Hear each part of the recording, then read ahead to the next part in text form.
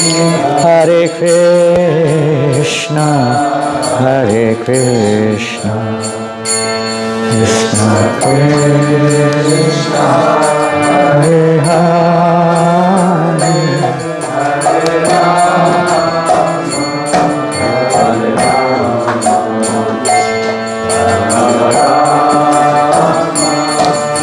Hare Hare.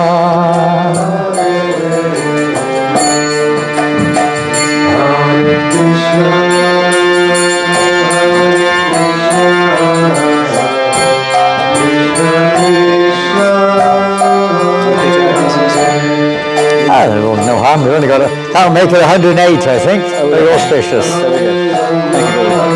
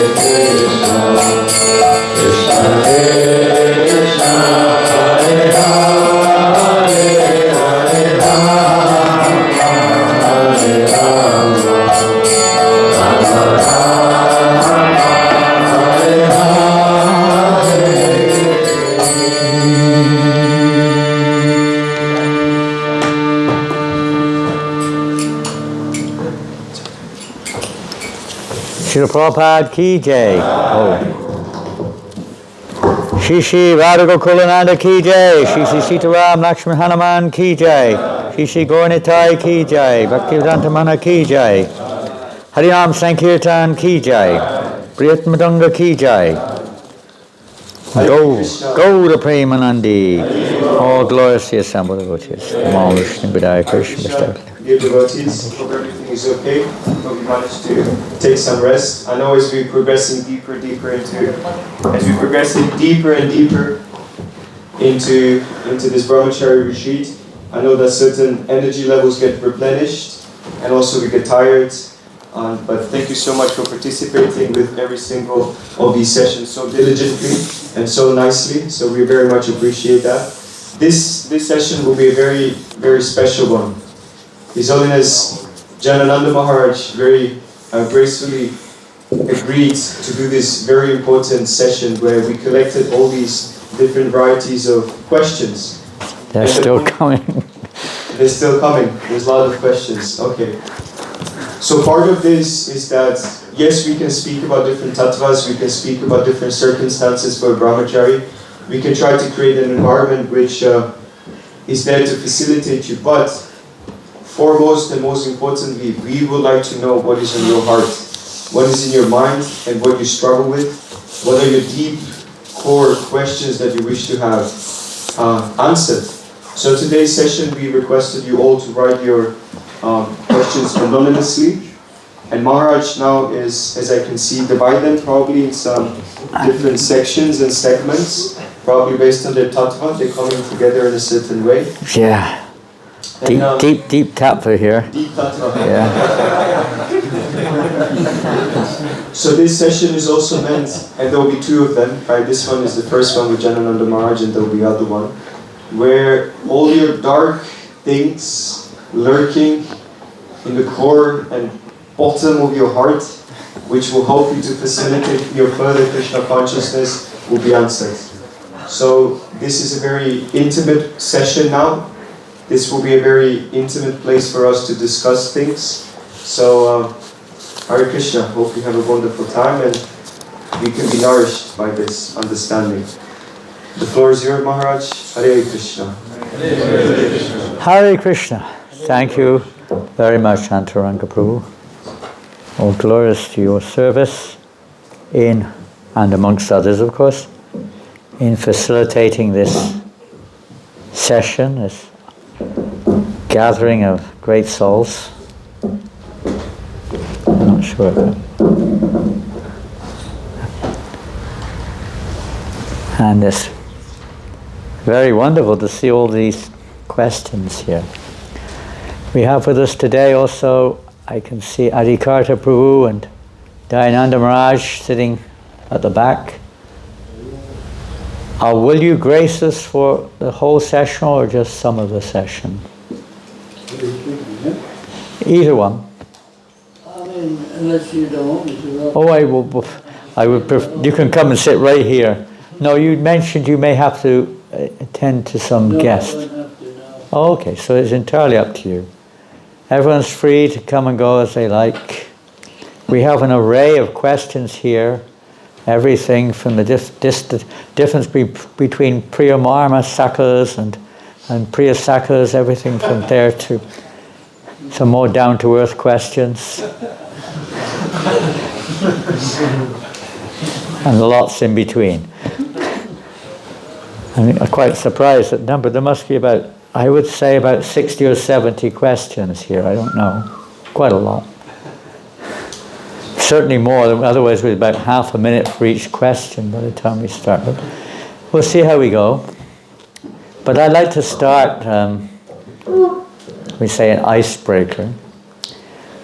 Om Jnana Timrandasya Ghananjana Shalakaya Chakshura Militam Yena Tasmai Shri Gurave Namaha Shri Chaitanya Manobhistam Stapitam Yena Bhutale Swayam Rupa Kadamayam Dadati Svapadantikam Nama Om Vishnu Padaya Krishna Pastaya Bhutale Srimate Bhaktivedanta Swaminiti Namane Namaste Saraswate Deve Gauravani Pracharine Nirvasesha Sanyavadi Pastichade Shatarine Vanchakalpa Tarubhyascha Kripa Sindhubhyevacha Patitanam Pavanebhyo Vaishnavebhyo Namo Namaha Jaya Sri Krishna Chaitanya Prabhu Nityananda Shri Advaita Gadadhar Shivasadi Gaura Bhaktivinoda Hare Krishna, Krishna Krishna, Hare Hare, Hare Rama, Rama Rama, Hare Hare. We'll make the whole subject very short. The answer to every one of these questions is Hare Krishna, Krishna Krishna, Hare Hare, Hare Rama, Rama Rama, Hare Hare. Any more questions? The answer to everything, isn't it? There's no other way. In one sense it is.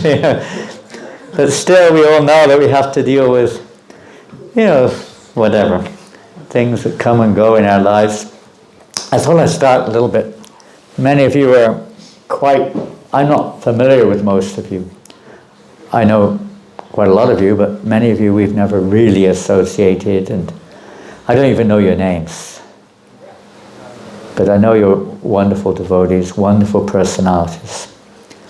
So I'd like to start with something which you probably heard of from different sources, you've heard different stories. We're here in the Manor, Bhaktivedanta Manor. Prabhupada's one of his many homes. When I first came to the Krishna Conscious Association, we didn't have the Manor. I don't know if it's anyone else in this room. I think when you came, Adikarta Prabhu, we already had the Manor, right? You joined here or in Bury Place? Yeah, so you're one of the Manor devotees, so to speak, from the beginning. I joined in Bury Place. Now, many of you may have heard the name. You may never have been there as such. Dayananda Maharaj, you joined in the Manor or Manchester, or where did you join? Manchester. A little bit later. When I first came, we had in England, about 5 or 6 preaching centres. Cardiff was one, by the way, which was even then very successful. possibly the most successful of all the preaching centers at that time. This is 1971. So, and with Birmingham, I used to go to the Birmingham Preaching Center in 71 from time to time. There was a preaching center in Scotland, which I didn't go to till later. In Manchester, I first met Mahavishnu Brahmacari, the one who sang this morning. I first met him on the street, Market Street in Manchester. He was staying there. But mainly I was visiting Bury Place. Before Soho Street, up till I was away from the country then, but I think it was 78, 79, when we devotees moved from Bury Place to Soho Street, with the deities, of course. So I'll just tell a little bit about our early, not so much about, more about an aspect which isn't mentioned much here. It's a very important aspect of, which we understood a very important aspect of Brahmacari Ashram, which was the performance of the Nam Yagya, of Harinam Sankirtan. When I joined, there wasn't much book distribution going on. Another question here, which is related to some of these which is related to some of these questions here, lifestyle, the ashram lifestyle, which I was talking to Adikarta Prabhu yesterday. Correct me if I'm wrong, Adikarta Prabhu, but you were inferring that they've got it pretty good these days, isn't it? The ones in Soho Street. Pardon? The ones in Soho Street. In Soho Street, particularly, yeah. Yeah. Well, here at the Manor, they have a fairly good situation. I haven't been to Cardiff in 15 to 20 years. I see in different parts of Europe. Hungary is amazing. Is there anyone here from Hungary? We have a lot of hungry devotees, but no one from Hungary. Anyone from Italy? Nobody. They have Sankirtan Festival. Huh? They unfortunately have a Sankirtan Festival in Italy. Oh, that's very good. And Hungary has been asked to collect money for the temple. They're a bit short, so they're all traveling Sankirtan also. Oh, very good. And same with Lithuania. They have a big group of Brahmacharis, but they have their biggest festival of the year. I think it's on the Baltic Sea. Oh, great. So there's lots of other festivals. That's wonderful. Sankirtan Festival. So anyway, wherever you're from, I know some are from Germany. You have a nice ashram in Singhachalam, is that right? And some from Denmark. Who's from Denmark? And we have a Danish representative. Anyone from Sweden? Swedish representative. Many brahmacharis we see from one. Portugal. 2. Okay. Spain. 1. France. 1. 2. Belgium, Holland, Benelux. 1. Germany. Ah, there we have quite a core. Wales. Are there any Wales left? Oh, there's still some Wales with us. They've been saved, the Most Wales. of them have gone already. Some left last night. 3 or 4 left last night. Save the Wales. Scotland?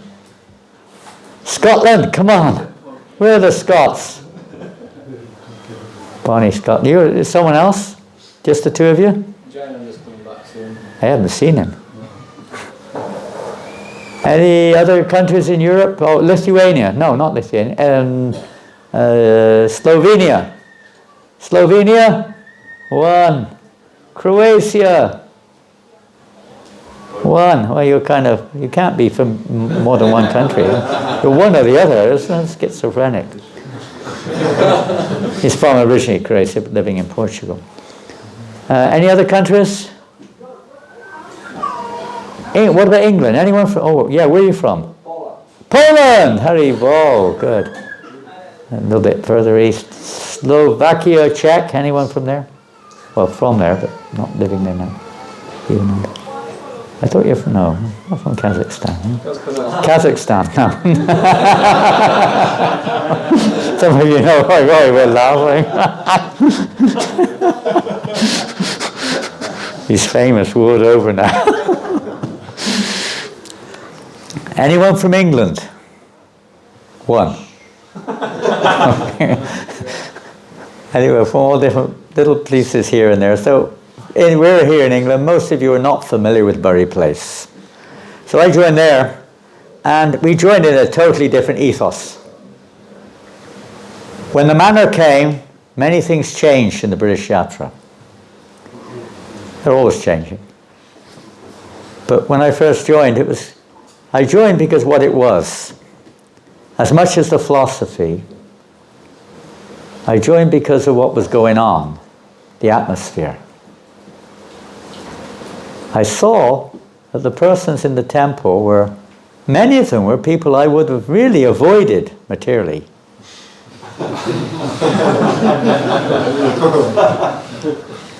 But they were so absorbed in what they were doing, and it was really attractive to see. I never knew anything about unity and diversity, but to see how it was, there was a kind of, what would you say? I don't know, it was a word that described, everything's sort of different, but coming together in harmony. It was quite amazing. Because it was centered around several factors. Maharaj Prahlad Maharaj mentioned, someone asked about reading this morning. And he said, morning and evening program. Well, that was Prabhupada's directive.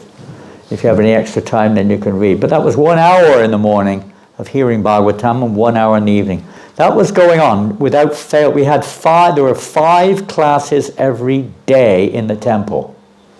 5. Everybody attended, unless you were doing something else.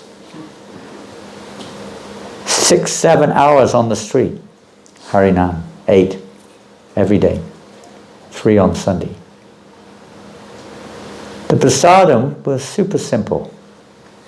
Breakfast was semolina cooked in water.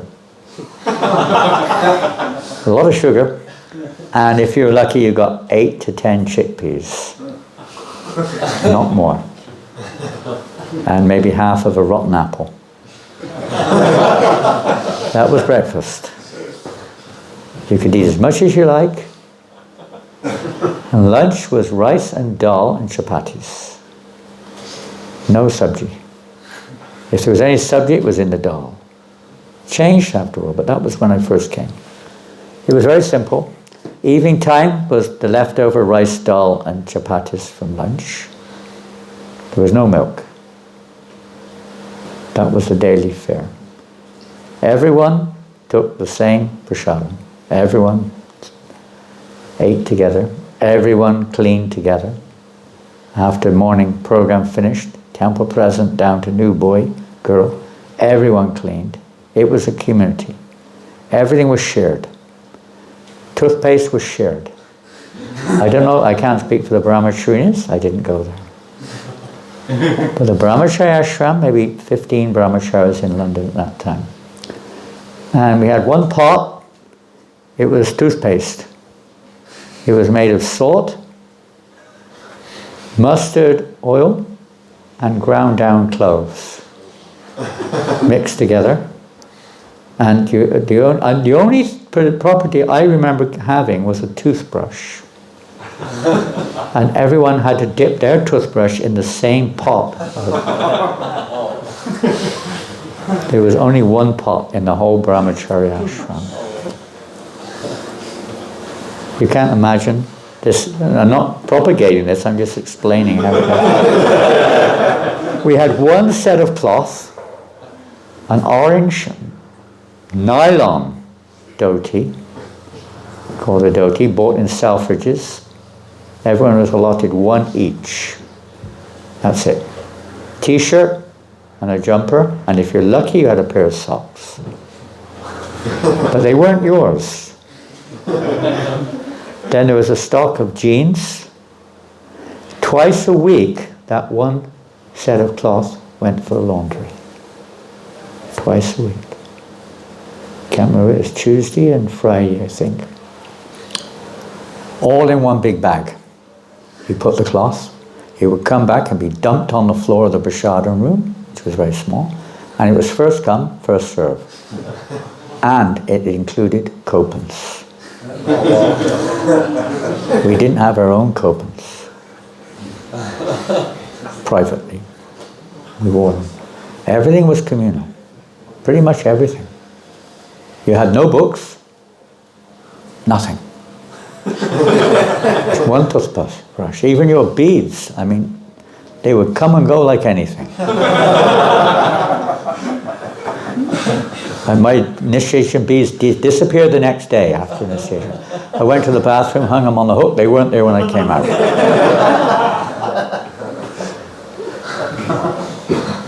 It was a totally different scene. If you suggested, could I have a pillow? The response was, you want to get married?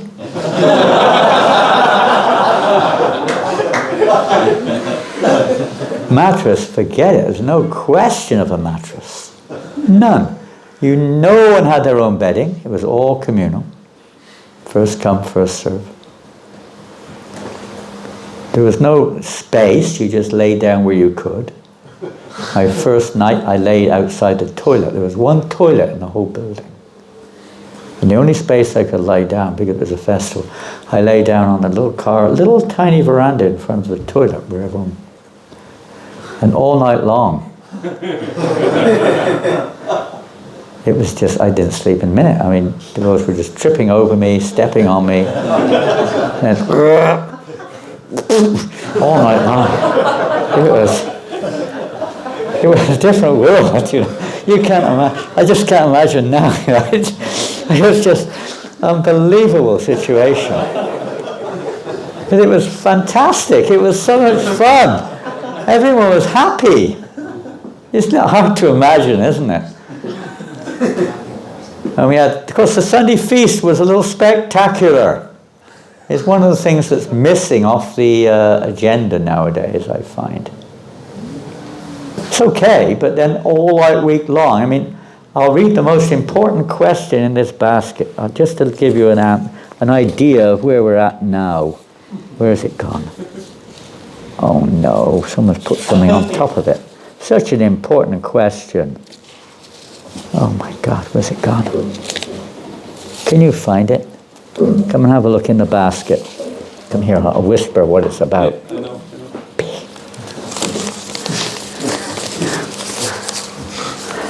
The Sunday feast was fantastic.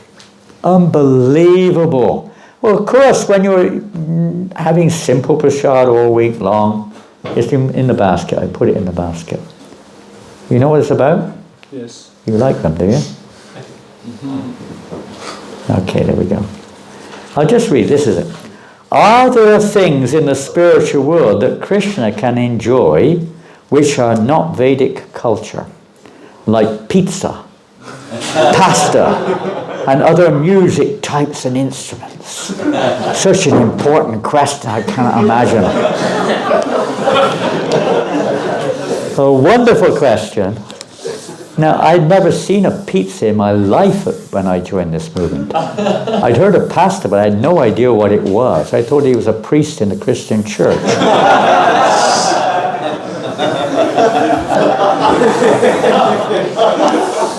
We had no idea. Unheard of. So we're going to focus on this question because this really contains the answer to all the other questions. It's in a category. I really thank the devotee who put this question forward. I'm really going to have to ask your help to answer it because this is way beyond my capacity, I must say. What do you think, Adi Carter? Do you think there are pastas and pizzas in the spiritual world and other types of instruments and music? Have to think about it. I mean, I don't think Prabhupada didn't like cheese, actually. He didn't like cheese. Okay, No. well, that's out of the question, isn't it? So What do Italians do in the spiritual world? What do the Italians do? What do they do up there? Italians, well, they forget they're Italians. Get their what? Their trees and gopis and all that, they're not Italians anymore. Oh, really? Okay. I don't know if I want to go there if I don't get my pizza.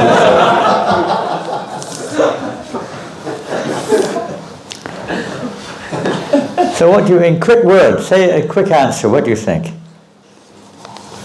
I don't like pizza particularly. If Krishna wants pizza and pasta, there will be pizza and pasta. Don't worry, he can have anything he likes. Everything comes from him. Absolutely everything comes from Krishna. Simply by his will, everything is there. So if he wants this, well, that everything is a reflection of the spiritual world, isn't it? So anyway, we'll get back down to this world. So there we are. After joining the temple, and there are many wonderful devotees. Now, many of them are known to us, so I'll mention that in a second. But after a month or 2, 3 months like that of joining, Prabhu Vishnu, some of you know Prabhu Vishnu Prabhu alias Sannyasi Swami, he started the first traveling Sankirtan party in Europe in spring of '72. It was already going on in America. But in Europe, traveling Sankirtan had not yet begun. So he started that party with next to nothing. And after a while, someone like built up. After a little month or 2, he asked me to join him. And Mahavishnu, again, the one who was on the Kirtan this morning, was on the party. And Vijendra Kumar, another unknown to most of you. And 2 other devotees. There were 5, well, it was rotating. There were 5 fixed and others rotated. So that party was going on for about 1 year. A fantastic party.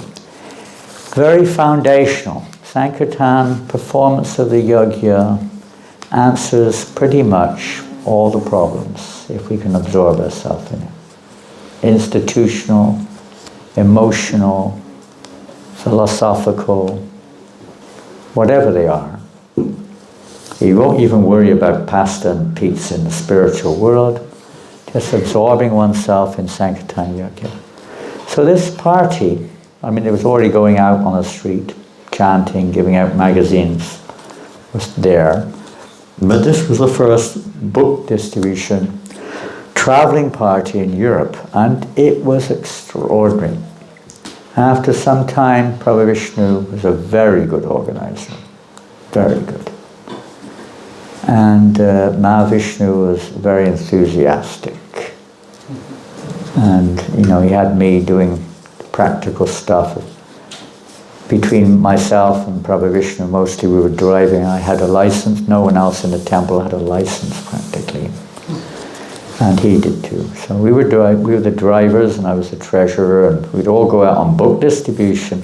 And we developed, well, he developed mainly, but with cooperation, this wonderful party. It was a party. When we say party, Krishna consciousness is a party. Party usually means fun. In the material world, parties are, you know, fun. So Krishna consciousness party, we would have a wonderful, simple but wonderful morning program, regular.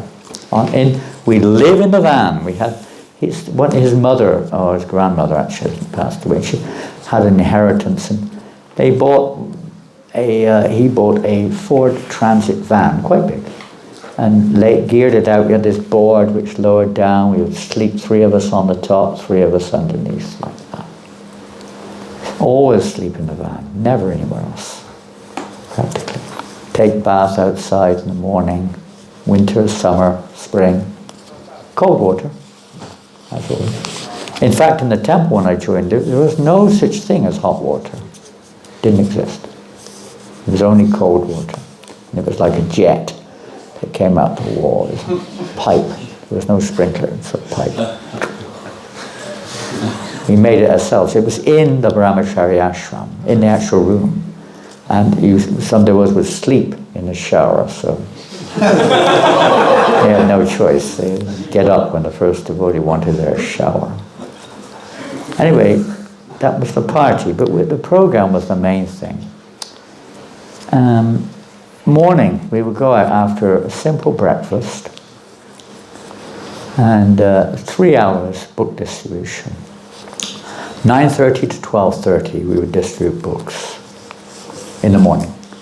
12:30, we start Harinam, because the sun, maybe it's changed now, but in those days, lunch hour, 12:30 to 1:30 was like madhouse. Everyone's running. Very difficult to distribute books. So we do Harinam. and have magazines, Back to Godhead magazines, which we would distribute. After that, one of the devotees would have cooked. He'd been in the van cooking, and after a while it became a really good cook and a really good meal. We'd go back for a really good lunch, and we'd take a little snap. Then about 4:30, 4 o'clock, we'd have Bhagavad Gita class for 1 hour. We'd take it in turns, we'd learn shlokas, and then after that we'd get ready, and then we make our way to the university halls of residence or college. And we go door to door, distributing books and preaching. Sometimes we would do programs on the local university, broadcasting station and things. And this way, every day we would be going like this. It was very, very satisfying and very, very effective. At the weekends, on Friday, we would go to a town which we would intend to stay in for the weekend. We would do Harinam and books all day on Saturday, and we would photocopy, print up little flyers. We would find some hippie on Friday who would be interested to host a program in their home or their derelict house. So we would go, like this, a little piece of paper with the address and the time and everything, and we would advertise it on Saturday, give out to the nice people we'd meet. And on Sunday we'd have this fantastic program, phenomenal programs. And I know 6 devotees who joined from that program, including Moksha Lakshmi. She was one of the persons we would stay with in Wolverhampton, and her brother-in-law, whatever they were, Rajashekar and Krodahan. In Sunderland, Kamalangi and the devotees up there. It was a wonderful, enlivening and inspiring program, which was a real foundation. It's important to get this foundation in our lives, even if you do progress into other services, into other ashrams even. But the foundation, the spirit of sharing and giving Krishna consciousness to others, so important.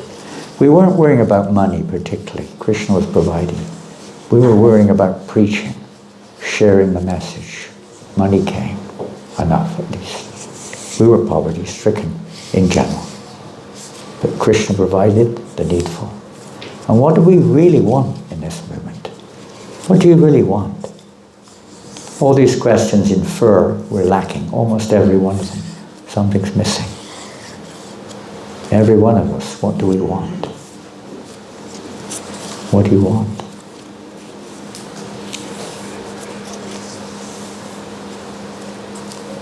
Yes, Prabhu. I want to be happy and satisfied. Generally, that's a generalization, isn't it? Material, spiritual.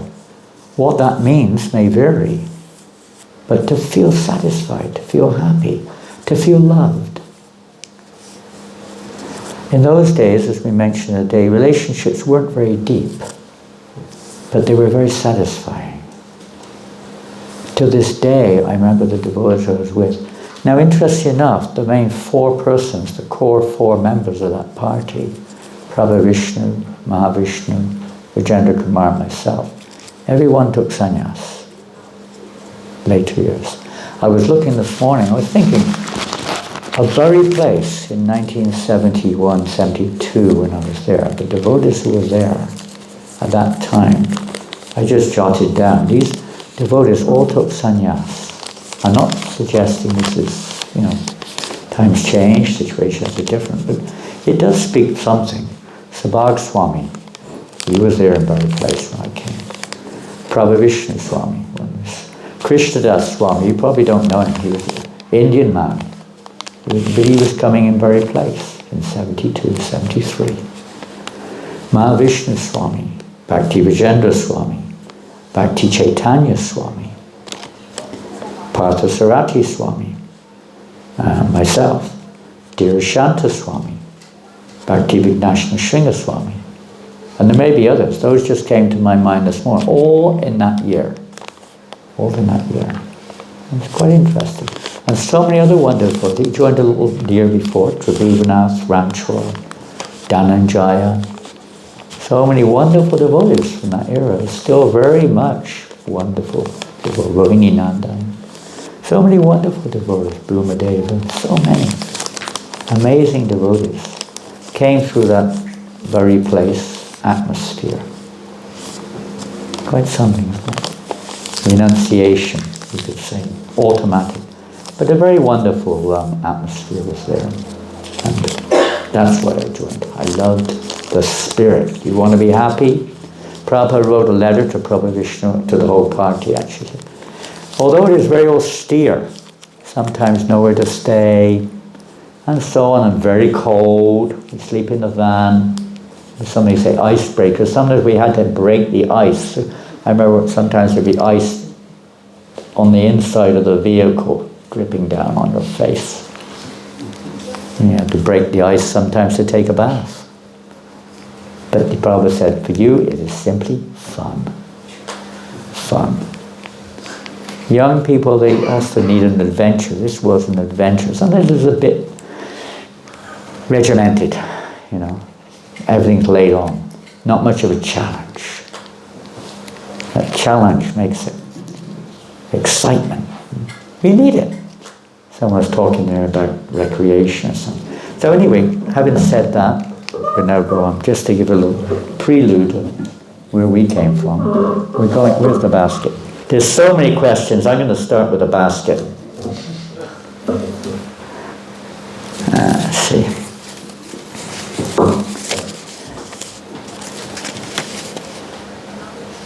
Okay, here's a good one. My spiritual master told me that in general I shouldn't ask him questions. Okay.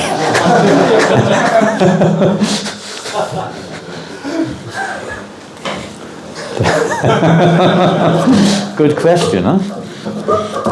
It says he shouldn't disturb him by writing to him. How can I be more sure that he is hearing my prayers, even if I don't write or speak to him? Now, I'm going to put you all on the spot a little bit, and I'm going to ask sometimes feedback on some of these questions. Every question you get, there will be different angles of approaching it. Prabhupada would sometimes answer the same question differently in two different situations. Sometimes it'd be yes in one place and no in another. It varied according to the individual. Krishna, ultimately, we could say, is behind, his hand is working behind everything, no matter what it is. Isn't it? Nothing happens by chance. That's our philosophy. Nothing. So whatever's happening to us in our lives, to try to see that, there's a plan. Krishna has a hand in it. How we can see that is to help us, to bring us closer to him. To let go of whatever we're attached to in this world and become attached to him. So how do we know whether my spiritual master is hearing my prayers or is satisfied with my service if I don't speak to him, or I don't write to him and he doesn't write to me? Anyone like to pose a suggestion here? Is that a hand or a book in the air? That's the answer, the book. Okay. Yes, Christopher. So, I said before. Is there another mic or not? Maybe we know that so the spiritual master is like the external manifestation of the super soul. So, and then maybe in the proper purpose, when even we form kind of an association with the spiritual master. I don't remember, but what was the question? Another question. My spiritual master has asked me not to write to him. How do I know whether he's hearing my prayers, is satisfied with my service when I don't speak to him or write to him, basically? It will be maybe reflected in our relationship with our direct authorities. Okay, that's pretty good. I would say that's pretty good. In terms of a practical understanding of how we know. The devotees we're working with, around us, you have good relationship, they're satisfied with your service, or, there's always room for improvement. But, it's not, you can tell like that. The spiritual master is pleased. if we're working cooperatively together, if we're working together with a common, desire to preach or serve, he's pleased. We don't necessarily. And the super soul, even Prabhupada said, how does he know? Well, Prabhupada said one time, he said, because, so-and-so told me. Of course, we know the super soul is there. You can feel it, No. But mainly through others, we hear. Don't think that you're alone. Krishna arranges. If necessary, the spiritual master will probably find out one way or another. Anything else on that? Don't be shy to put your hand up. One more comment. Maybe you'll feel something in your heart, perhaps, as you could say, huh? Isn't it? Don't you have any kind of feelings inside in that regards?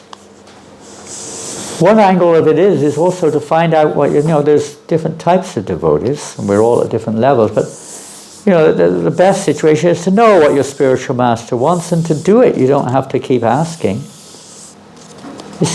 Everything's in the books also. You read in Prabhupada's books, you'll see everything's there. And you see where our shortcomings are, you try to deal with them. Yes, Adhikar. If you're making progress, then you should feel more. You should be getting more and more realizations. If you're actually satisfying your spiritual master, you should be getting more realizations and more knowledge and more faith in the process. Good one. Thank you. Very good. There should be some signs. You're getting more. If you're actually pleasing your spiritual master, there should be some signs in terms of internal, not just external reports, but in internal feelings. Now, that's a big topic, a very big topic, which we can't go into in the short time we have, of the feeling of which is really important in our Krishna consciousness. Many of the problems we face could be related to that. It's a very deep subject matter. I'll go on. There's so many questions. I'll go on to the next one. This is, by the way, this is not the only one. This is the 3, 4, maybe 5 with a similar wording but the same principle or the same challenge in life. It's one of those down-to-earth subjects which is a reality which generally is not spoken much about in public or even amongst your authorities. Sometimes it may be. I mentioned the other day my own experience in this regard. What to do when the sex desire comes and we fulfill the desire through masturbation? So this is quite a common thing in this age. There is one book, and maybe you will have it, I don't know. I don't know what the present opinion of that is, but it was very much appreciated when it came out. It's called Brahmacari and Krishna Consciousness by Bhaktivedanta Swami. I don't know if that's still in vogue or in print even, I have no idea. But it was a very much appreciated book when it came out. Even ladies were giving reviews on it. I just wanted to make sure that, they also felt it was, good. It applies to ladies to a certain degree, of course, if they're brahmacharians, but particularly that is dealing for brahmacharis. And masturbation is one of the topics discussed in there, along with other topics. It didn't come up here, but sometimes the topic of homosexuality comes up. Similar kind of, taboo type topics, Passing semen at night, nocturnal emission, wet dreams. What did Prabhupada call it? He had another term I've forgotten. But whatever it is common. Prabhupada called it a Kali Yuga disease. Night emission. And there are many ways of, there's 2 things here. Sex desire is one thing. And how it comes out, you could say as a detail, whether it's masturbation or something else. Everyone has sex desire. The whole process of Krishna consciousness is related, in a sense, to that absolute tendency. Bhagavatam describes only Nara and Rishi are basically immune from this in the whole universe. Everyone's got it. It's what we do about it is another thing.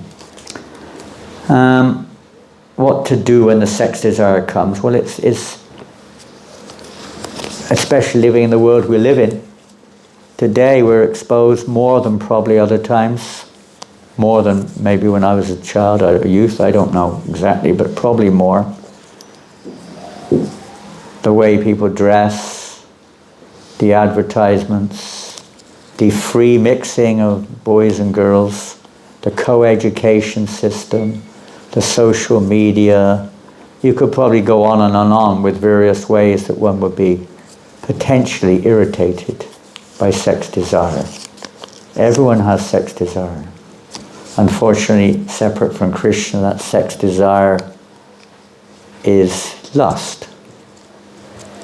In the spiritual world, there's also sex desire, but it's pure spiritual. It's not the same.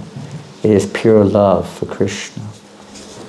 So the real cure of sex desire, whether it's masturbation or this or that, there are practical ways, of course, of trying to control the actual outbreak, but the actual disease at the root has to be dealt with. How do we deal with the disease at the root? You may be able to stop masturbating, but you've still got the desire for sex. Huh? You can sleep on your right side accordingly, or left side, whichever works, or you can, take a cold shower in the middle of the night, or you can eat nothing. And you can do all kinds of different things to try to reduce it. Lock yourself in a room and never see a woman. You can do all sorts of things. But that's not what we're here for, is it? What are we here for? What are we here for? Yes, Prabhu. To awaken to our relationship with Krishna and then develop an attraction and ultimately love for Krishna. Yeah, the real love, isn't it? As long as we see ourselves in the center. Sex desire is basically seeing the world with ourselves in the center in one sense, whatever form it takes. As the enjoyer, as God, as Prahlad Maharaj was kind of going up the scale this morning, up and up and up. Prabhupada does the same thing. He said, eventually, now I become an avatar. Up the scale. We see ourselves on any scale as the center and the enjoyer. So to change that is the solution, isn't it? To understand that Krishna is the enjoyer and to live our lives in that direction. That Krishna, everything is Adikarta Prabhu? Well, the nectar instruction, first verse, talks about how, if you eat grains cooked by non-devotees, or if you eat too much, it goes down and the gentle becomes agitated, especially if you eat food cooked by non-devotees, grains. So I think that's one big problem. It's a big problem which is perpetuating. Many things have become almost acceptable, but they're not favorable.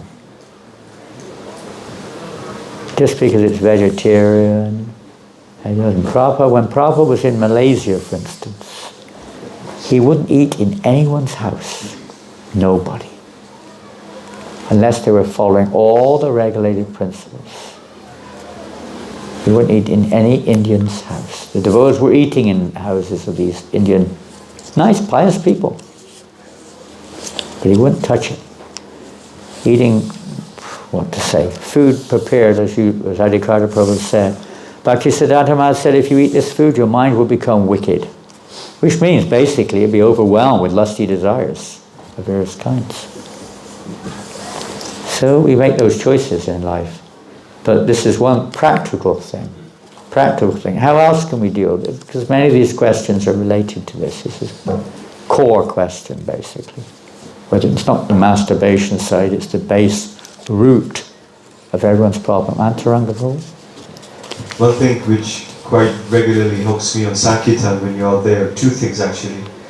Number one is that whenever you see an attractive woman, I said that if she is beautiful, then Krishna must be very beautiful because he created her. Nice. So you turn that lust into appreciation of Krishna's creation. Thank you. And number 2 is there's so many pigeons everywhere. Pigeons. Pigeons. I know this sounds silly, but it's just my personal trip on Sankirtan. You see constantly male chasing after female, constantly. And they just like try to parade themselves, put the chest out there. And then the lady she just flies away eventually. So it always makes me think like, am I like this? Why am I like this animal? So it helps me to like, I'm not a pigeon. You're not a pigeon. So I don't want to be like a pigeon. Did you devotees from Liverpool, you hear that? Where are you? Did you hear that, Joel? He's not a pigeon. Don't tell me he's a pigeon, okay? So these 2 meditation kind of help me, especially when you're on the streets. Very nice. Thank you for that one tonight. That's really practical, isn't it? Really good suggestions. Anything else? In the corner, I can't see who it is. Excuse me, I think someone else different's got their hand up there. Yes, Prabhu. Where are you from? Hare Krishna. I'm not sure, but the body is from Croatia. You're from Croatia. Yeah. Made in Croatia. Good. Yeah, manufactured karma. Dear Maharaj, can you tell us that most of our problems in Brahmacharya and spiritual life comes from not strictly following the 4 regulative principles? Well, that's kind of related to this, isn't it? And the next question is similar. It's regulated principles, the main one which people are affected by. What is the main one? I mean, judging by these questions, sex is the main challenge. I can't say if that's true or not with everyone, but judging by these questions here, sex impulse or sex drive is the biggest, I don't know if you call it obstacle or whatever, but the biggest challenge which you face. It doesn't have to be an obstacle. Would that be correct to say, or does anyone disagree with that, John Mastami? Do you disagree with it? Of the 4 regulated principles, you're looking at those simple 4. Yes, okay, thank you. To that point, not sex is the biggest problem, but lust. Lust, yes. I mean, and one thing that helped me overcome it was as it enters, say, an image, whether a memory or something you see, wherever you see it, when it enters, and you notice it because something happens, you agitate. So to keep it out, like when you're in a rowing boat, water comes in, you don't wait till you sink. But this is very dangerous, this lust, because it grows very quickly. So this is a technique that is being used in overcoming this particular aspect of Maya, maybe the most formidable one, lust, by, not tolerating any of it, realizing that I'm allergic for it, and before it's too late, I need to call in Krishna. Krishna, I cannot bear it. I'm handing it over. Help! And this humility, this determination and understanding, a combination of the understanding that this is fire, and I'll be all on fire without gasoline, with love. So it's very effective. And another thing that can help is to call up somebody, help. If I cannot sort it out with Krishna. I mean a devotee. Yeah, somebody who's determined to give up lust, whether a devotee or another. Help! Yeah. That's pretty powerful words. Well, Prabhupada said, Mr. Lust. How do you conquer Mr. Lust? Lust, sex, call it what you may. Sex is usually more definitive of the specific act. But lust is covering just about everything. Just whether even a desire to enjoy sport or make money, or you see something as an object for my pleasure. And Krishna says, what does Krishna say in the Bhagavad Gita? What does he say about Mr. Lust? Kama Esha, okay, there's a good verse, huh? Kama Esha Krodha Esha Rajaguna Samudbhavaha. And it covers your real knowledge. And it covers your real knowledge, it's situated, you know where it's situated. Right in the beginning, what are you supposed to do? You slay the... Slay this destroyer. Huh? And cut it in the beginning. As you say, you've got to be... Huh? By regulating. Regulation is also recommended in the Bhagavad Gita, isn't it? Regulation. Yes. Oh, Mr. Lust, Prabhupada said. Mr. Lust, Krishna, he said, is much stronger than Mr. Lust. Stronger than Mr. Lust, mother, father, grandfather, great-grandfather. Krishna is alone, practically speaking. We can do all the other things, that's great.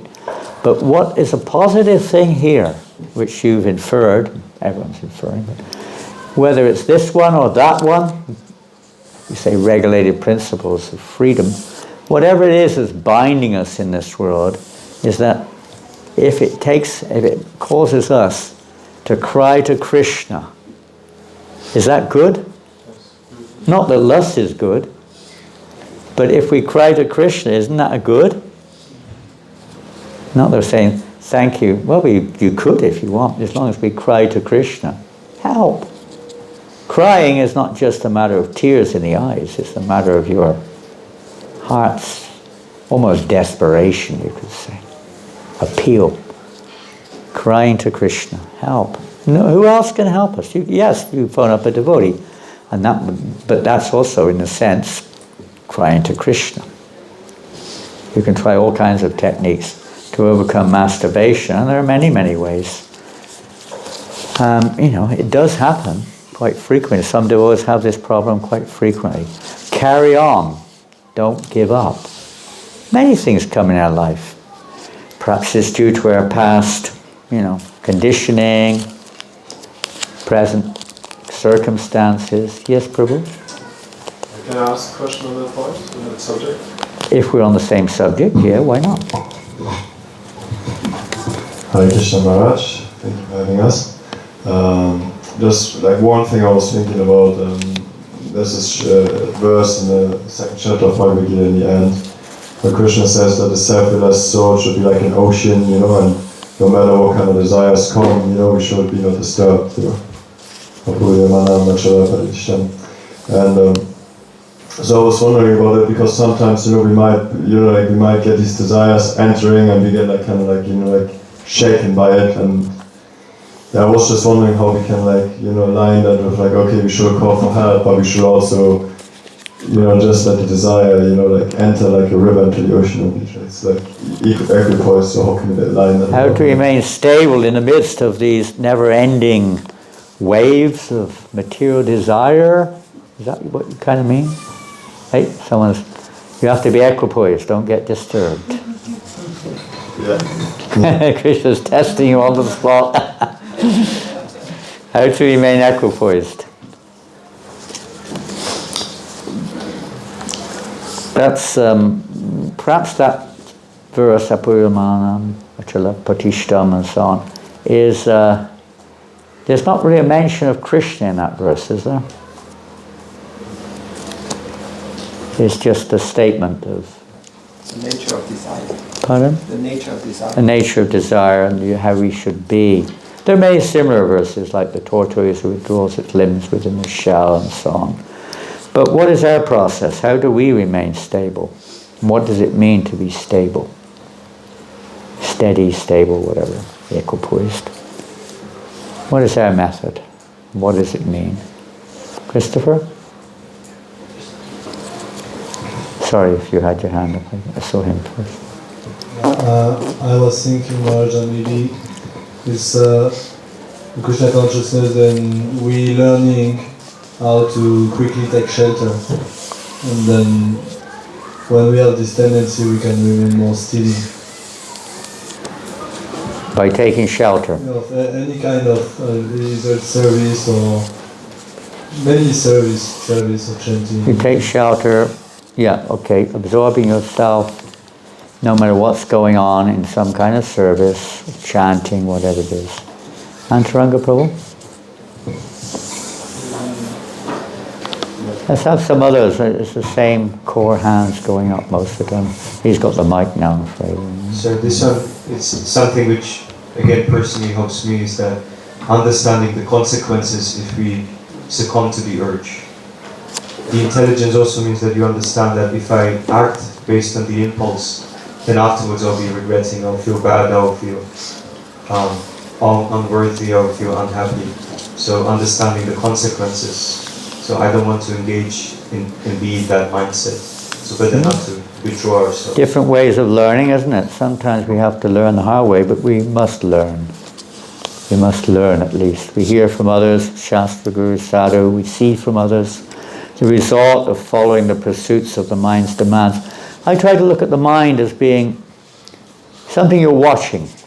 Now, if you're watching a television, we have a problem. I mean, base problem here, again, back to roots, is our false identity, isn't it? Still identifying ourselves with the body. Not just the body, but with the mind. The mind is a subtle body. Huh? We're identifying with it. We're not identifying with Krishna. To identify everything with Krishna. Now, when you're watching a television, which we probably don't do unless you're watching a Krishna conscious video or something, but you know, you don't have to. You can get totally affected by it, or you can just turn off from it. Depends. Same thing when we look at things around us. It's external to us, but we get totally absorbed in it sometimes. It just catches our attention, we're carried away. We contemplate the objects of the senses. We all know the scenario and how Mr. Lust comes into the picture and so on. By contemplating the objects of the senses and everything else, after that we become bewildered. So like that, so how do we, you know, to see everything in relation with Krishna, to see the mind, what we're seeing in the mind is also not us. It may be pictures of our association in the past as a result of our perverted desires and so on, but it's not us. We're just looking at something external, but we tend to identify with it. And as Antaranga said, why should we be, you know, having had experience, why should we just keep going there? It's a crazy thing. Yes, Prabhu, you had your hand up? Somebody did. Just here, you had your hand up. Yeah. Here, here. Here, here.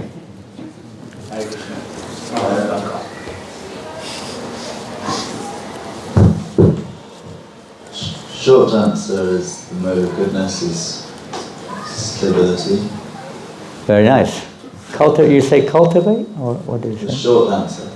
Short answer. Come to the mode of goodness. Very good. Excellent. The long answer? That's a short one. The long one's very long. In the 6th chapter, Krishna says that when the mind wanders, we should bring it back into the object of our meditation. Good. Which is Krishna, the holy name. Yeah, very good. That's pretty important, isn't it? That verse of 6th chapter of Bhagavad Gita, whenever the mind wanders due to its flickering nature, should draw it back under the control of the self. So, yeah, to remember that. Reading Shastra, many of these points are also, you know, hearing regularly, reminding ourselves. It's easy to forget. It's easy to become covered over by the lower modes.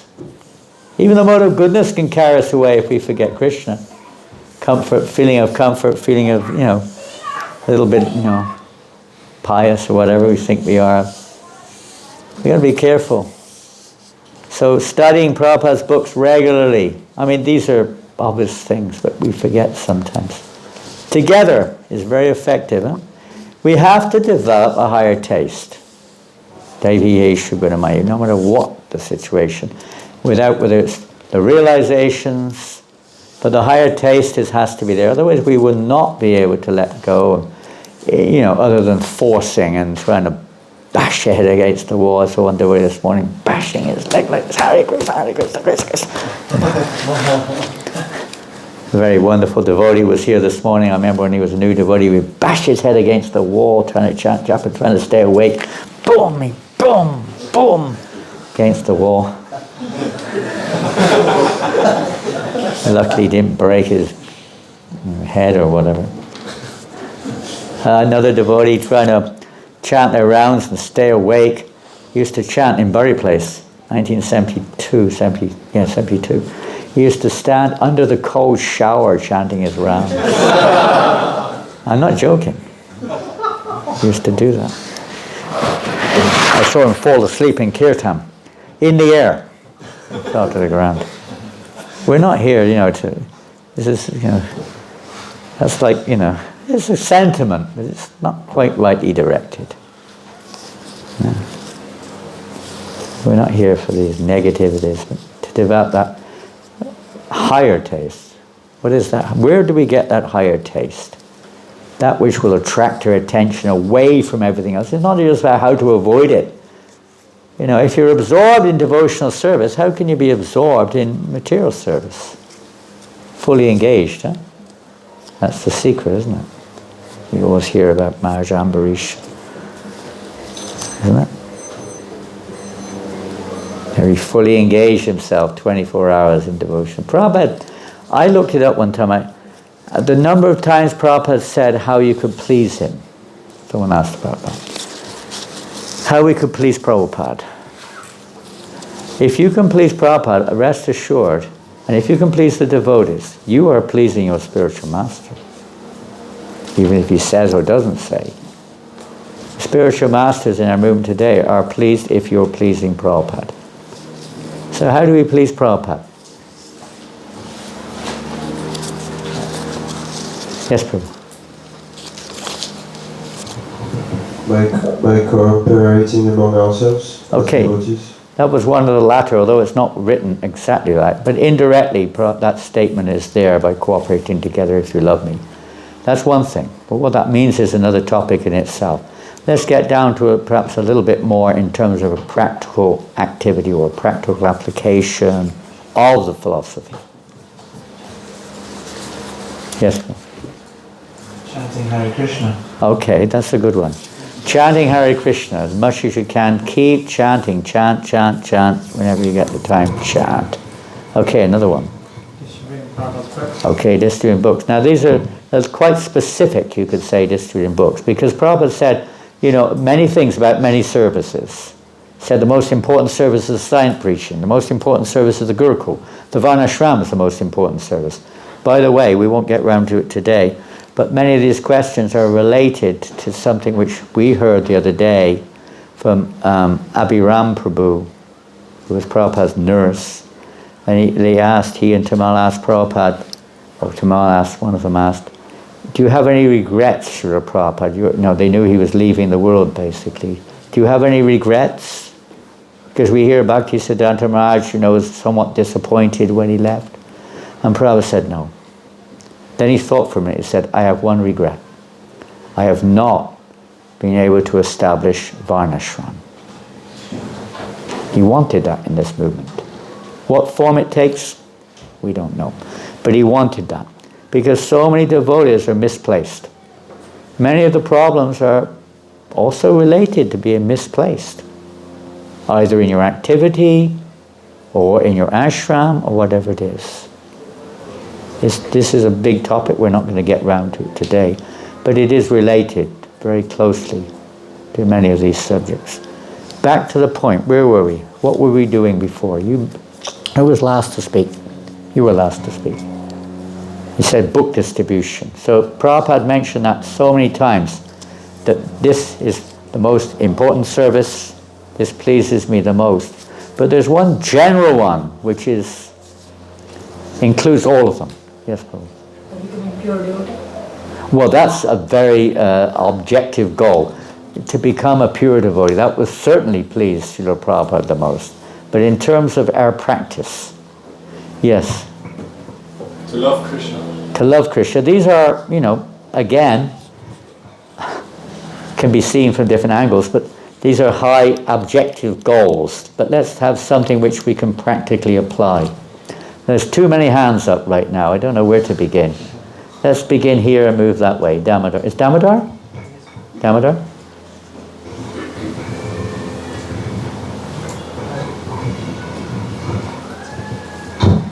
I just strive to carry out Sri Prabhupada's mission, his mission to ISKCON, like his instructions. Did you hear? Strive to carry out Sri Prabhupada's mission. To try to assist Srila Prabhupada in his mission. Yes, his instructions and his mission. To see ourselves as an assistant to the pure devotee. Very nice. Always be in that mood. Huh? We are here to serve. Isn't it? At least we used to be. Is that still the case? Not changed. We're here to serve. Service. We love to serve. We're here to serve. Thank you. Next one. We're going in anti-clockwise today. I'm not very sociable here. Yes. Cooperation and intelligence. Cooperation and intelligence. Well, that was something which Prabhupada said to Giriraj Maharaj, more or less, how this movement will carry on by proper organization and intelligence, not just sincerity. Yes, seeing how we can organize Prabhupada's movement and our own lives, by the way, not just that. Organize our own lives, don't be chaotic. Who was next? Going this way. Okay.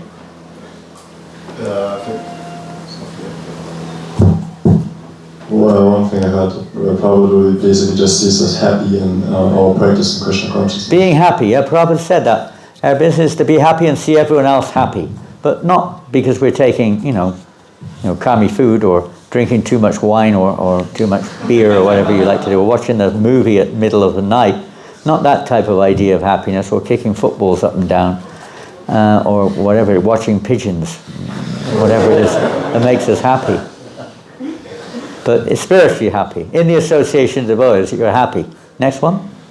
Someone going this way, yes? Telling everyone we meet about Krishna and his instructions. Nice Preaching. one. Very nice. Preaching, whatever way you can preach. Share Krishna consciousness. We heard this morning, a question was asked, it was broached upon. But showing by example is a very wonderful thing. Wish by example. How it affects people's lives. We had an amazing story we had in Vaishnav's house the other day. You heard him talk about his son and how those very nasty, arrogant people were shouting at Vaishnav in the car park in the hospital. Yeah. Remember that? But just by his behavior and the behavior of his son, their whole lives changed. These very arrogant, aggressive, they were swearing and cursing. And they ended up crying. Just by his humility and by a few other factors. Action speaks louder than words. As Maharaj said. Next one. I also wanted to say, similar like Shyamasundar Prabhu, Prabhupada was once asked what is the most important verse, and then Prithu Prabhu said this Yara Dekatahaka Krishna Upadesh, and Prahlad Ananda Maharaj also was repeating this verse in the morning very much. Yes. Preaching is so important. Yes. So important, but it's a very big subject. As the question this morning was, where does it begin and where does it end? Anything actually done authorizedly, how do you word it, but in relationship with Krishna for his pleasure, is preaching in this world. It came to my mind this morning when I was listening to that. Was something which was very much on my mind. I used to be very inspired by Francis of Assisi, if you ever heard of him. He was quite a renunciate from our perspective. And Prabhupada said he was a self-realized soul, by the way. He wasn't an ordinary saint in Christianity. And he was asked a similar question about whether we should, when we go to preach, should we walk? Should we walk when we go to preach? And you might say, should I drive a car or whatever? Those days they didn't have cars. Should we walk? He said, if your walking is not preaching, you shouldn't go anywhere. You shouldn't go anywhere. Everything we do should be in that mood. Not that I'm going to preach. Our life is, what does preaching mean? What does it mean? We'll come back to you in a minute. Yes? Living by example. Okay, living by example is a very good answer, you could say. In Mayapur, maybe in, I don't know what year, 73, 4, I don't know what year it was. But Prabhupada was in Mayapur, maybe 2 even. And he was looking for devotees to stay in Mayapur. It was early days, difficult to find devotees to stay there. There were no Indians practically then. And it so happened that one devotee wanted to preach in the West. He left his field of preaching in Eastern Asia. He came to Mayapur to see Prabhupada on the way to his plan to go to the West. When Prabhupada heard that he was in Mayapur, he said, oh, very good, he can stay here. So he called him into his room and he said, I want you to stay here in Mayapur. But Prabhupada, I want to go to the West and preach. Prabhupada said, preaching means you do what I ask you to do. That is preaching. Not what you want to do. Not what you interpret as preaching. You cooperate with, the Acharya. You put him in the center and assist him in he knows what that means. We may not know. We have an idea what it means. But the pure devotee knows what it means, how to please Krishna. How do we please Krishna? Bringing Krishna's parts and parcels back home. He knows how to do that. So we cooperate, we try to follow that. And we're back to you now. You had another comment there about how we please Prabhupada. Yeah, it's connected to all these points. I think I don't remember where I heard it from, but Prabhupada said he got his instruction from his Guru Maharaj to if he ever gets money, print books. And then I think I remember him he said to his disciples, his instruction was something along the lines of to feel the suffering of humanity and basically show. Para dukkha dukhi. Pure devotee feels that. We may not feel that, but again, nectar of instruction, or we act. Ishopanishad. We may not be on that platform of the vision of a pure devotee, but when we serve them, when we try to give our lives for whatever reason, there's so many reasons we can see why we should, and what the benefits of that are. When we do, then you're acting on that platform. You're following that same principle of, that preaching or giving Krishna consciousness. A devotee cannot stand to see this. I remember one time in the airport in Heathrow, Srila Prabhupada was sitting there and his flight was delayed, maybe, I don't know how long, but quite some time. And then a lot of us sat around there and we were sitting in a mezzanine floor because the flight was delayed, so Prabhupada went upstairs and sat in the lounge there and kind of waited for the flight. And I was just watching Srila Prabhupada. He was looking out through the wind glass to the check-in area. It looked like tens of thousands, at least thousands of people milling around, going left, right and center, all over the place. And Prabhupada was crying as he was looking. I don't know if it was, but I felt that Prabhupada was just feeling so sad that these people are wasting their human lives. That's how I felt. I may be wrong, but that's how I felt. That Prabhupada was feeling so much love and compassion that these souls, these servants of Krishna, are wasting their lives. And by assisting a pure devotee like that, we may not have that realization, but by assisting them like that, this is how we can please Krishna. Anything else? No one's mentioned the point which I researched and found was the most general statement of Prabhupada. Make nice prashadam. Oh, very good. That's it. Pizzas and pasta, Prabhupada. By offering devotees nice pizza and pasta, you please, Prabhupada. That's right. Prabhupada must have said that, I'm sure. I like them. I must have said it. Well, yes, by feeding, serving the Lord beautiful offerings of bhoga, and distributing nice prasad to the devotees, serving the devotees prasadam. Yes, Prabhu. There was two hands, yes? He said something about taking away his headache of trying to run the movement. Do what was that? Taking away his headache. Takeaways? His headache of trying to run. Taking away the headaches. Very good. Yes, well that's there in the pastimes of Lord Chaitanya and Haridas Thakur, isn't it also? How Lord Chaitanya was in great anxiety because of, how are the non-living entities going to be delivered? And Haridas assured Lord Chaitanya not to worry about the loud chanting of the holy name. This would deliver all of the non-moving living entities. And Prabhupada said that about disciples. We have to try to take away, not give anxiety. You don't please the spiritual master by giving anxiety. But how to actually relieve the spiritual master of anxiety. Take it literally, you could say. the challenge, or whatever it is. We don't want to give headaches, that's for sure. We have to deal with our headaches, but we don't want to keep, giving them to the spiritual master. Yes, in the corner. Yeah, Chet. He's got the same Casio watch. This is proven good watch.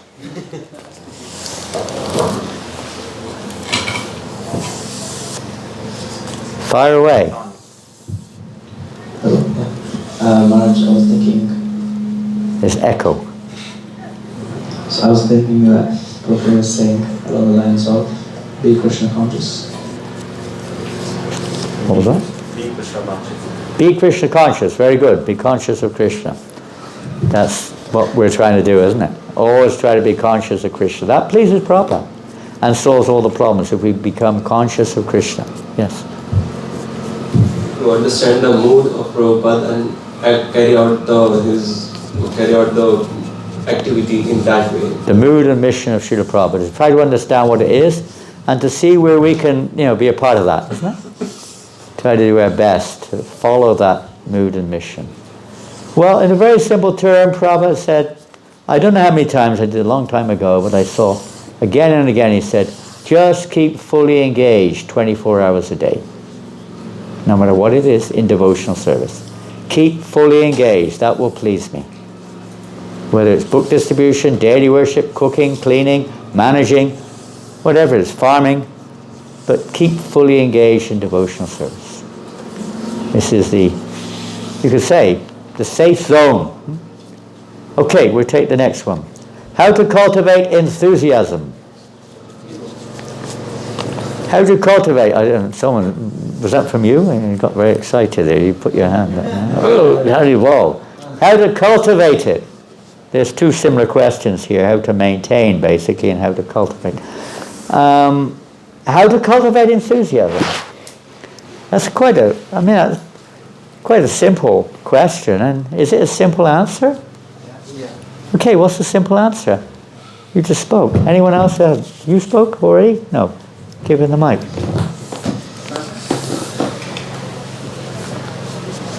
By putting oneself in the midst of enthusiastic devotees. Like put yourself in the middle of enthusiastic devotees where there aren't any.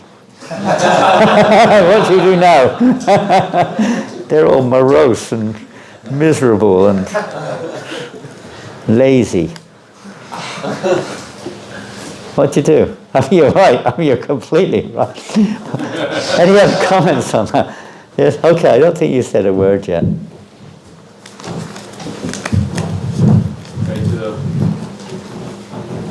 Pray to the spiritual master. No, there is no. Don't go. Who's that? Is that Gopinath at the back going out?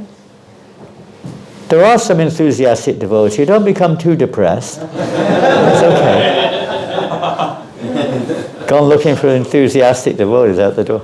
Huh? I have to come back to serve devotees, but I have to do one thing. We give you permission. Hare Krishna. Okay, fire for it. Pray to the spiritual master and work it hard to be enthused. Very nice. So that's 2 points, isn't it? 1, make a conscious endeavor to associate with enthusiastic devotees. And 2, pray, whether the spiritual master, pray to the Lord, whatever, both, to become enthusiastic. Well, we have to understand a little bit what enthusiasm is, I suppose, as well. Sometimes we don't quite catch the term itself. What is enthusiasm? Specific question. What is enthusiasm? Okay, Prabhu, I don't think you spoke yet. Yes. Hare Krishna Maharaj. Enthusiasm is... Can you give her a mic? Hare Krishna Maharaj, thank you very much. Thank you. I hope I remembered correctly that did Prabhupada say it's intelligence and endeavor? Bhagavad Gita. Bhagavad Gita. Who knows that? Bhagavad Gita. Endeavor with intelligence, isn't it? It's not just endeavor. That can be passion. If it's guided by intelligence, okay. But real enthusiasm is when you go a little bit further with that. Carry on. Next. I don't know. I don't know most of those names. Yes, Prabhu. Add to it. I heard that enthusiasm comes actually from like Latin, and theos means God, and en means like. You have to study Latin. Is that how you become enthusiastic? Comes from theos Latin. means God, and en means to like. Very good. Like, isn't that wonderful? Become possessed by the Lord's energy. So en is. Like something enters basically. Entering in, entrance. Yeah. Or becoming possessed. And enthusiasm from theo. Yeah. So it's actually, isn't that amazing?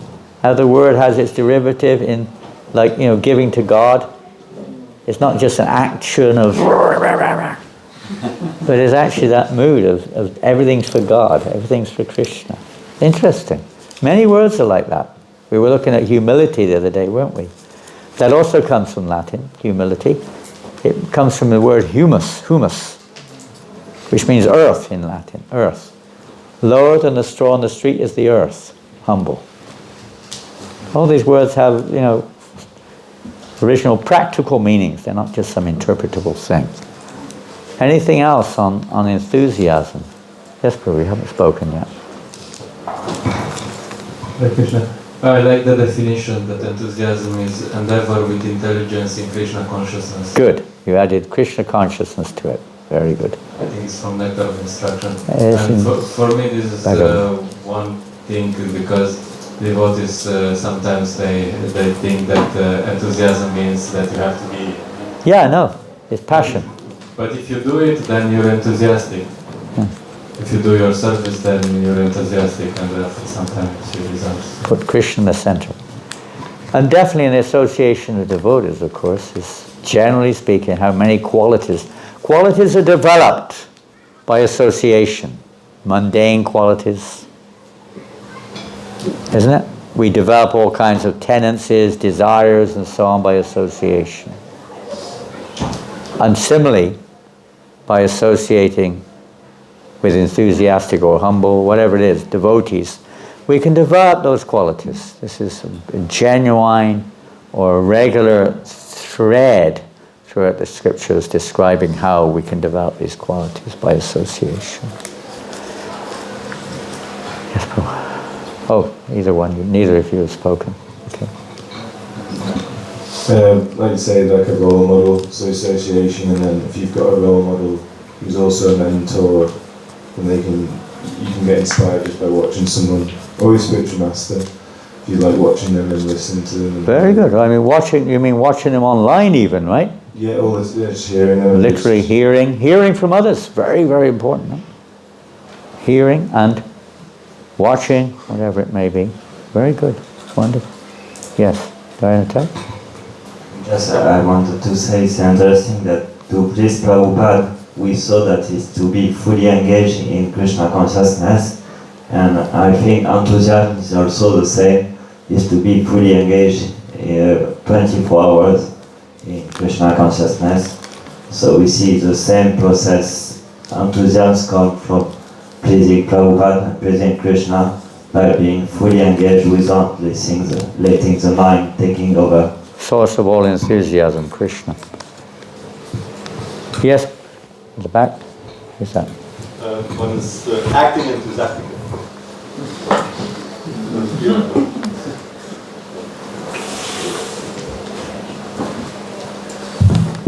You don't feel enthusiastic, you act enthusiastic, and enthusiasm comes. Well, probably infer that sometimes, that you know, at least in regards to specific things as well. I mean, dancing, for instance. You know, you dance and you get enthusiastic. You're not going to get enthusiastic just saying, I'm not enthusiastic, therefore I won't dance. You've got to do something. Do something at least. Isn't it? Do something. Anything else? Okay, you haven't spoken. Sorry, Chris, but there's those who haven't spoken yet.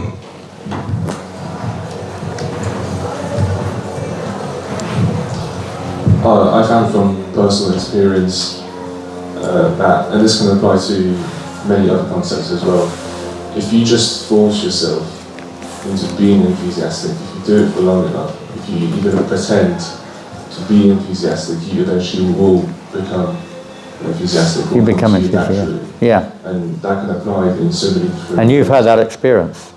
Yeah, well, Yeah. in not just this, but in many other areas where I wanted to get to a certain point or a certain level or something. Great. It's a follow-on to the other point. Okay. There's too many hands going up. We could spend all day on this one topic, isn't it? What should we do? We've only got another 70 questions here.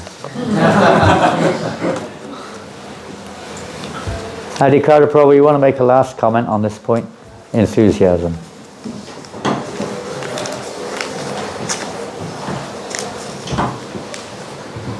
We should be enthusiastic to spread Krishna consciousness, because we should see that everyone's suffering in the material world, and if we're not enthusiastic, then they'll just carry on suffering.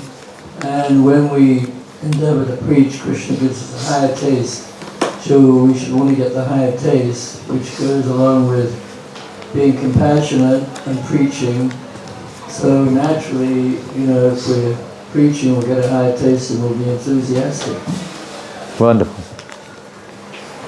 In relation to the next question, which is slightly similar, I'm going to do a bridge between the two. I was on Harinam Sankirtan. We used to go out every day on Harinam in Vrindavan when I used to stay there every afternoon.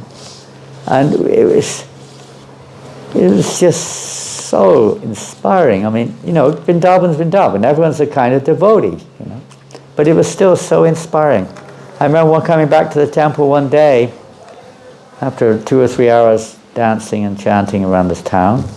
And one senior, very senior devotee, used to be a GBC, used to be a sannyasi, he's not now. He came up to me and said, "What have you got to be so happy about?" In a very kind of stern, miserable looking face. "With all the things going on around here, why are you happy?" He was snarling at me almost. Not very attractive, is it? If you go out on the street, for instance, you all experience it. Many of you are book distributors, regular book distributors or something like that, isn't it?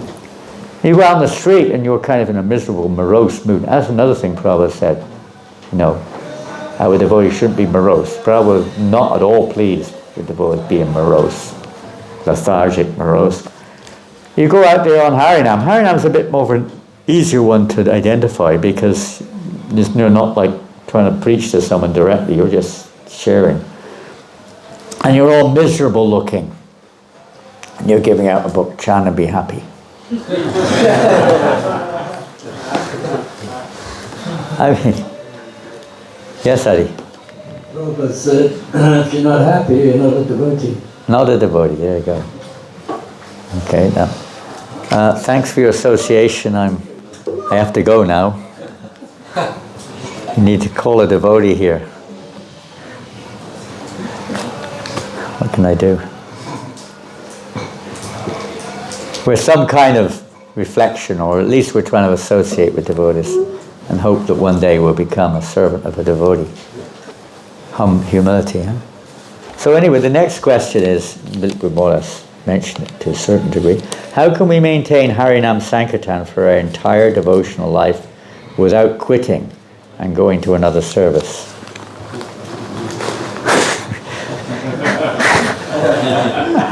You're lucky if you're doing that anyway in the first place. In terms of a full-time service, you're lucky if you're doing any service. We're all fortunate. Well, the simple answer to that is you never quit, even if you do go to another service. There's so many times that Srila Prabhupada has written, has mentioned. What is Harinam? Let's say, we'll start. What is Harinam Sankirtan? What is it? Yeah, okay, Christopher, I'll give you the chance here. You've been putting your hand up a long time. Mike, please. What is Harinam Sankirtan? I refer to, one day in Nimarako I asked you a question concerning Harinam and doing this serving long term, and maybe there was I was expressing what do you think of if a devotee does this service full time? And you answered to me that everyone in this movement is Harinam devotee. Everyone what? You told me everyone in this movement is Harinam devotee. Yes. Not the Pujari. Everyone. So that was the mood. Everyone is a Sankirtan devotee. and a Harinam Sankirtan devotee. If you're not a Harinam Sankirtan devotee, we're not quite in the movement. You may be associating with it. And it's become, maybe various reasons, maybe they're good, maybe I don't know what the reasons are, but I remember the first time I saw anyone doing arti on the altar, Radhalandineshwar. They were dancing as they were doing arti and singing at the top of their voice, and offering the flowers and singing in the kitchen. Non-stop kirtan all the way through from 9 o'clock till 1. In the kitchen, cooking, washing pots, cutting vegetables, cleaning the floor. Kirtan. The whole temple reverberated with the holy name as we were cleaning the temple. We never quit Harinam Sankirtan. We're here, it's kind of a misdemeanor in the sense we're thinking it's like that's one service and that's another service. You can see it like that. But that's not the broader vision of this movement. What is the Bhaktivedanta Maharaj? He wrote, he said, sadhana means, sadhana, everyone knows, it means that which helps us to develop a taste for chanting the holy name. If your sadhana doesn't help you, it is an impediment on the path of devotion. Harinam Sankirtan is the only infallible means of success. It is the emperor of all sadhana. Everything is, that's what we're here for. It's the only way. So whatever you're doing, you chant Hare Krishna. Whatever your service is, it doesn't matter. You carry on chanting. Managing. I can't do it so well now, but I used to sing all the time as I was doing my internet, answering my mail.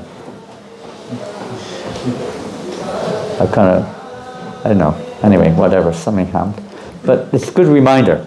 We should always see like that. It's not like, oh, I don't chant, I don't go on Harinam anymore. You do Harinam wherever you are. When Prabhupada was in New Mayapur, he asked a question, 1976. He said, are you going on Sankirtan regularly? Or are you performing Sankirtan regularly? Well, he said, once a week we go, Prabhupada. The city is a long way away. Prabhupada said, why only once a week? Every day.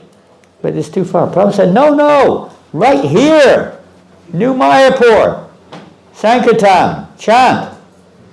Chanting should go on. Always emphasizing that, always chant. Okay, how to maintain that? How do you maintain it? Spirit of chanting, not just going out on the street, that's great, but not only that, but sometimes the boys go to Arti and that's the only time of the day they chant kirtan. And then many times they don't even go to Arti. There's no kirtan. Mumbling their japa. There's no kirtan. Isn't it? I did a study. 1972, I analyzed the percentage of time the devotees, full-time devotees, spent on the street doing Harinam. Taking 24 hours in a day, so that includes sleep, by the way. 20% of the cumulative time of all the devotees multiplied by the hours in a week were on Harinam on the street.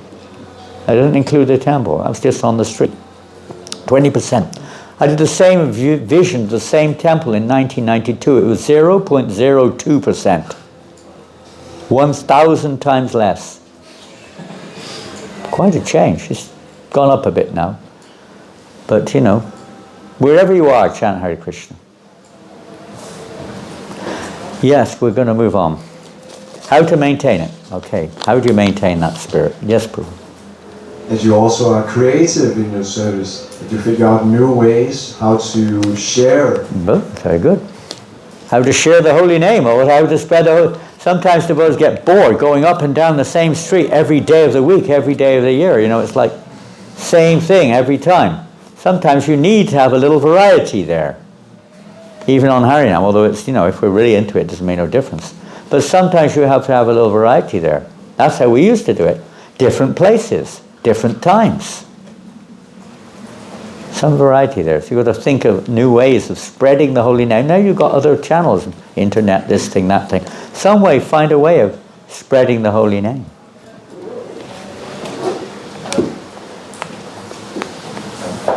I'm just thinking of like a source of enthusiasm, but also maintaining enthusiasm is like quality hearing and chanting of Srila Prabhupada's books, at our own time and in the company of other devotees. Yeah, very much important. That maintenance of understanding, even reminding ourselves of the process of Harinam Sankirtan again and again, hearing it. I mean, book distribution is the same, isn't it? If you don't hear about it, you notice devotees just don't do it. They go on Harinam or book distribution. That was fantastic, Prabhu. We should do it all the time. It's like you said the other day about this Sangha.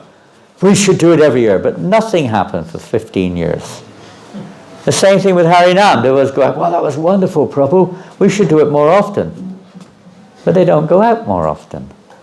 Unless you rearrange the whole thing, It's like, we have this default where we kind of like get lazy or something, You need to hear about it regularly, isn't it?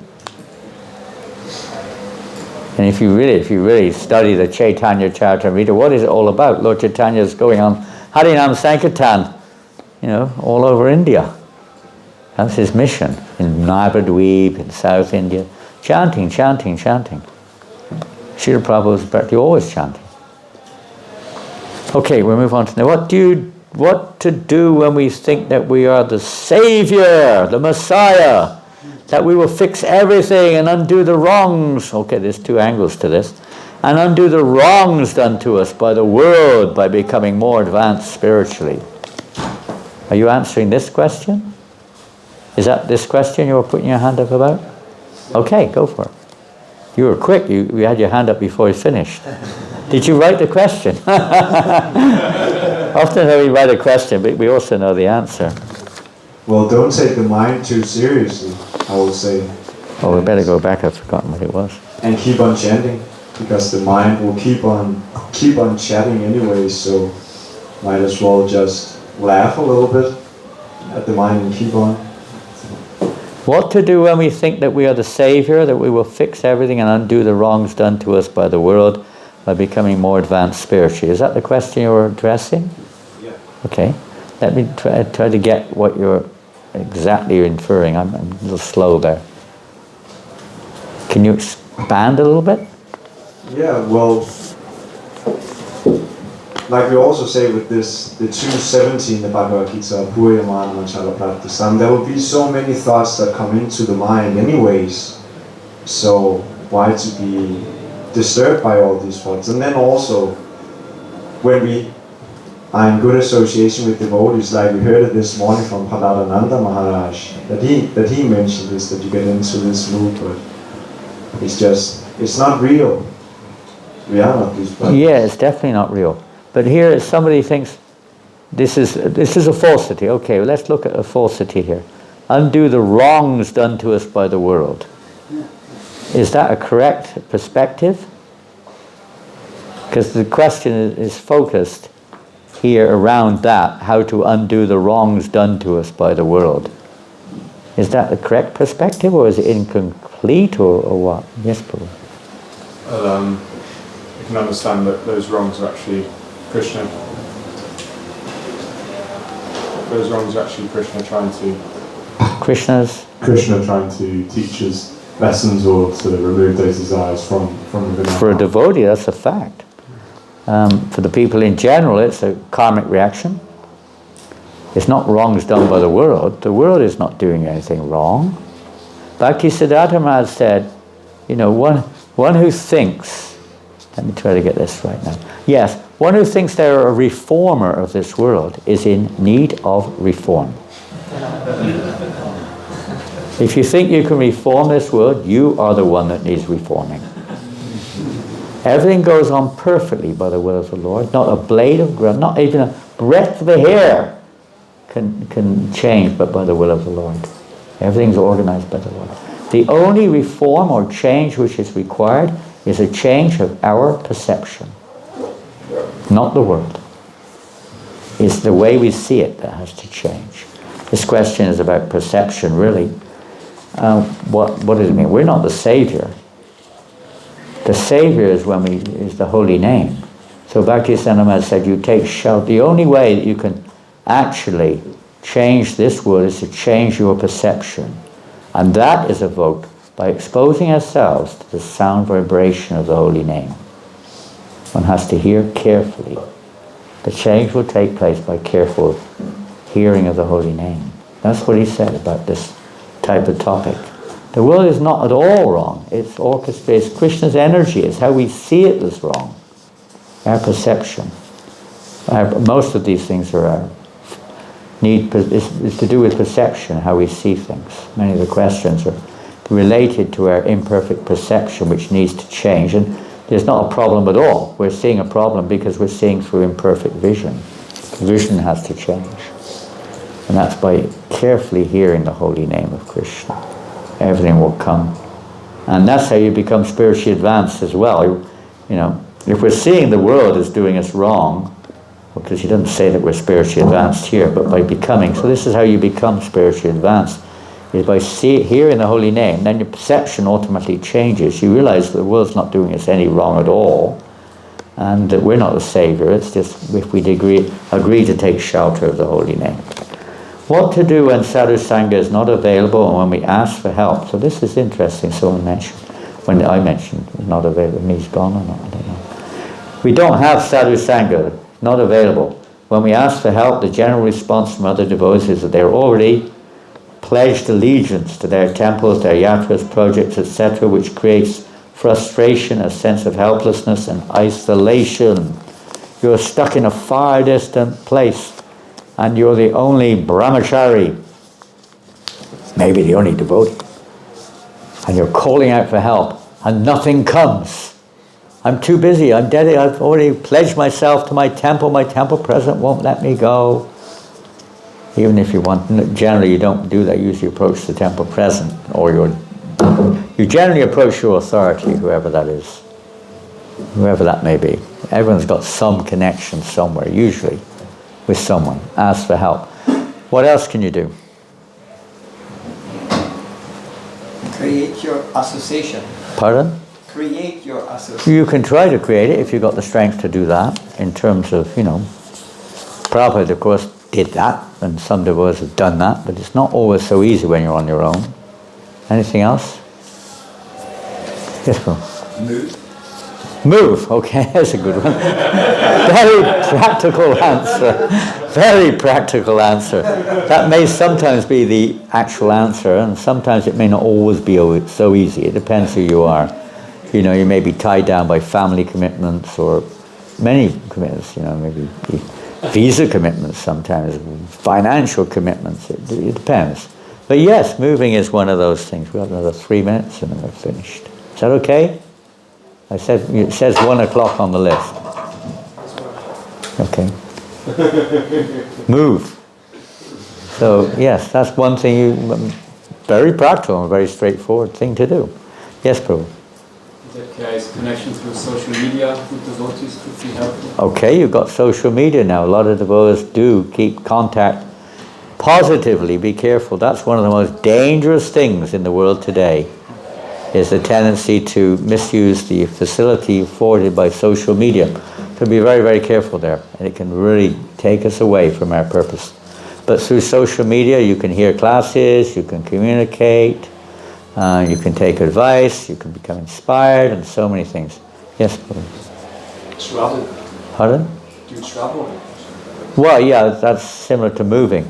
But like you could still be situated in your ashram, but you should travel sometimes. You should go somewhere for a certain amount of time. yes, if you can do it, go to the holy dham, go to a nearby temple, or a sangha or something. It may not always be possible. Some people are locked in. You're a brahmachari. But sometimes when you're in the grihastha ashram, it's not as easy as that.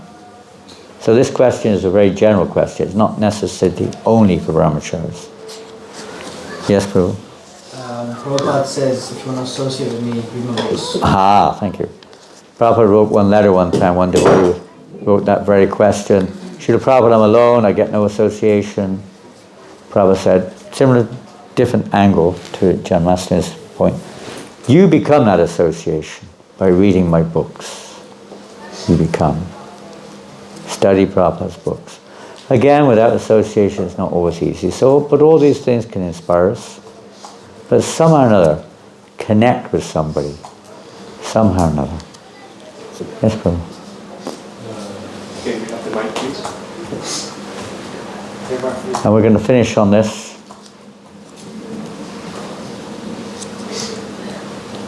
One of the things that work for me, might not work for everyone, is you go out and distribute books and then you feel you have this connection with Srila Prabhupada, which is best. Yeah. I mean, you're a Brahmachari, and there are Brahmacharis, and there are Grihastas who are isolated and who are going out distributing books. Way away from everybody else. You know, they don't have anyone there. They may be in Iceland. Are you alone in Iceland, Bhagavan? Did you go there? Oh, there's a few now, but at one time there were none. And, you know, Krishna's with you. You're never alone. Don't forget, Krishna is always there. So Anantaranga is always there too at these brahmacharis, just to make sure everything goes on in time. Well, okay, we've got a few more questions to deal with then. This will be the first one tomorrow. How can we become, this is one of those usual ones, how can we become humble and tolerant? This is one for you. I don't know more. No, I know you don't. You don't have to say that, we know that already. Hare Krishna. Hare Krishna. Janananda Maharaj ki! Hare Krishna, Maharaj, thank you so much.